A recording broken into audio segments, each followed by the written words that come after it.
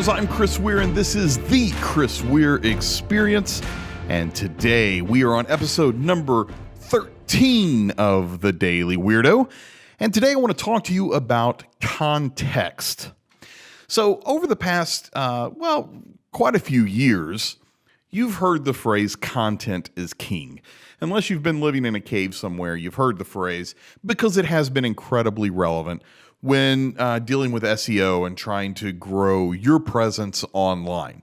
See, what happened is, as the internet and more specifically search engines started getting better and better and better, their requirements for content to provide to their customers started to increase. Their customers are you. It's me. It's whoever's doing the search online, right?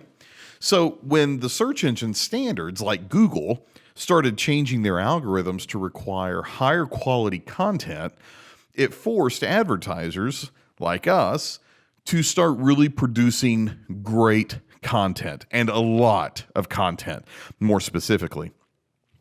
So we did, keywords were a big thing, metadata on the back end was a big thing. So we as advertisers do what advertisers do and try to figure out ways to trick the system. So we would go in and add, specific metadata on the back end, or we would, increase keyword frequency by, putting a bunch of words at the bottom of a website, changing the font color to the page of the background color of their website. So when you go to the page, you didn't see it.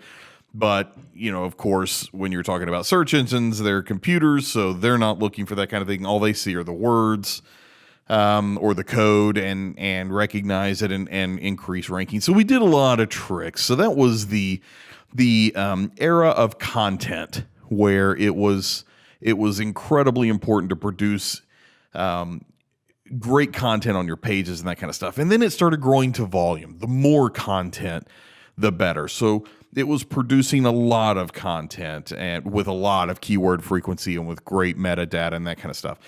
Now the algorithms have really begun to change where metadata is not that big of a deal.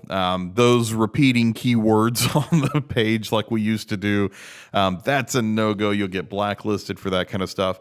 And really what the search engines are looking for today is still quantity, still a lot of content, but now a lot of quality. And not only quality content, but being delivered to the right people in the right place. And this is where context comes in. This is a new side of content that is proving to be difficult for a lot of advertisers to figure out, which is confusing to me because it seems like common sense to me, but we're seeing a lot of companies who are really messing this up in a big way. And we see it every single day, like for instance, in social media. We see people posting things on LinkedIn that they should be posting on Twitter or Facebook. LinkedIn is not a platform for, cat videos, but we still see that kind of silliness on there every single day. Or you go onto Instagram and somebody's trying to sell you something through their timeline or something. There's things that are just not making any sense because businesses are not understanding and not connecting with context. So let's break that down a little bit. Let's kind of talk a little bit in depth about context and see if I can give you a little bit of insight here. So when we talk about context, first we're talking about the right people. So whatever it is that your content is about, and now today it's so much fun because now it's not just written content like blog posts or web pages or articles. It now includes video content like this, like you're watching right now, or if you're listening on the podcast, audio content is relevant. Blog posts are still very relevant. Articles are still relevant. The content on your web pages are still relevant. Don't get me wrong. And see, that's the crazy thing about all of this, right? So the standards for content have not gone down. The standards for content still exist. It's now there's a standard for context that's going up, right? Nothing's going down. No requirements are going down. It's just now we've got another one that's even more important, which is this context idea. So when we talk about the right audience for your content, what it is that you're writing about, let me give you an example straight from my business, right? So with with an advertising agency, if I'm producing some kind of content to talk about, I don't know, let's just say for conversation's sake, how to build a website, right? Then it's going to be, or the elements of building a website, it's going to be important that the audience that I'm trying to target be those that are interested in building a website. Why would I be targeting that to someone who's not interested? So if I go shotgun approach on keywords, if I go shotgun approach on demographics, geographics, or psychographics on the back end, and I'm just broad-based throwing this stuff out there, I'm not going to score as well, and I'm not going to perform as well. The audience is getting tougher. In fact, we're seeing that the audience is getting even a little more tougher than the platforms, the search engines. And that's part of the reason that this whole context idea is becoming so important, is because the audience is demanding that. They're sick of seeing content that's irrelevant to them.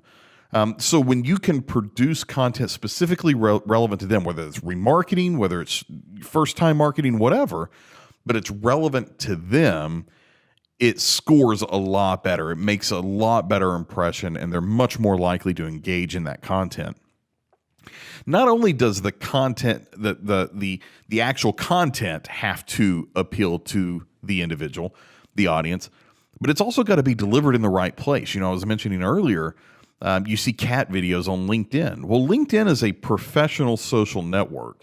It's not a place to play around with that type of video. It's not going to be received very well. In fact, it's going to be frowned on a little bit. I remember back in the day, I used to put memes on LinkedIn. They don't work on LinkedIn. It just does not get the traction. A meme is fine on Twitter or Instagram, Snapchat, a little bit on Facebook, but it's not going to work on LinkedIn like it will on those other platforms, right? So you have to make sure that the platform that you're using, social media, your website, your blog, whether it's a video, if you have an article and you just put up a teleprompter and you're just reading from the teleprompter, that doesn't make for a very good video, right? Because that's not engaging at all. So don't do that as a video. Do that as a podcast. Do that as an article. So the delivery method, the platform in which you use to deliver your content, is an extremely important thing to consider. All of this gets wrapped into this idea of context, because now context is king, not so much content, right? I hope that helps. I hope you take a little bit from this. If you get in and you really start focusing on, I'll give you a little tip that we use at 2 Second Media. We name our target buyer. So whoever we're doing a campaign for, we will actually give that target buyer a name, so that as we're sitting there doing our creative, we're talking about John and Mary. And when you do that, you bring them to life, and you bring that specific demographic and geographic and psychographic to life, you have a conversation a little bit different. You talk just a little bit differently whenever you can visualize an actual person and giving them a name and giving them characteristics and hobbies and habits and all these different things. When you do all of that and you take the time to create that, your conversation, your content begins to evolve in the manner in which it needs to be evolving today. Again, speaking to that idea of context, I'm able to talk on a much more relevant level when I can name the person. So sit down, come up with your demographics, your geographics, and your psychographics. Figure out who your target buyer is and talk to that person. Now, that doesn't mean you only have one target buyer, right? You may have various verticals that you address, that you work for. You may have different target buyer personas that you might have. And that's fine too. That's not a big deal. But name every single one of them, however many you have. Give each of them a name and talk to them, right? Gone are the days where you do one ad that hits everybody. You need to do an ad for every single persona that you have, especially if it's digital. Right? If you're doing digital advertising, now on TV, that's not quite relevant. You can't do that because you can't target that sharp. But if you're digital advertising, whether that's social media using Facebook and Instagram, or if you're doing AdWords, YouTube, whatever, you can actually specify the demographics, the geographics, and the psychographics that you're wanting to reach. So you get that ad specifically focused on that persona. So an example, if I'm doing an ad to medical professionals, right? I'm going to get on at the start of the ad and say, hey, everybody, hey, dentists, listen up. Here's the thing, right? I'm going to do an ad specifically for dentists, right? And then I've got this same exact ad, but I'm going to open it up differently.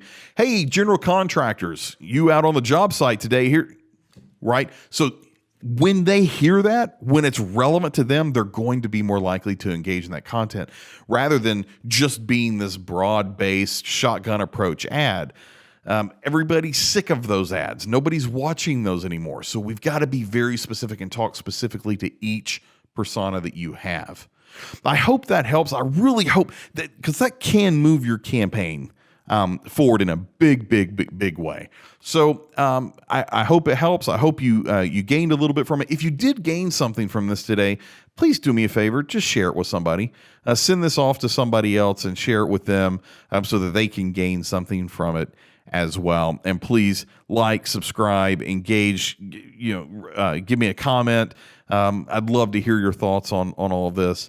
Again, thank you so much. And I really appreciate you listening in, and I'll talk to you tomorrow.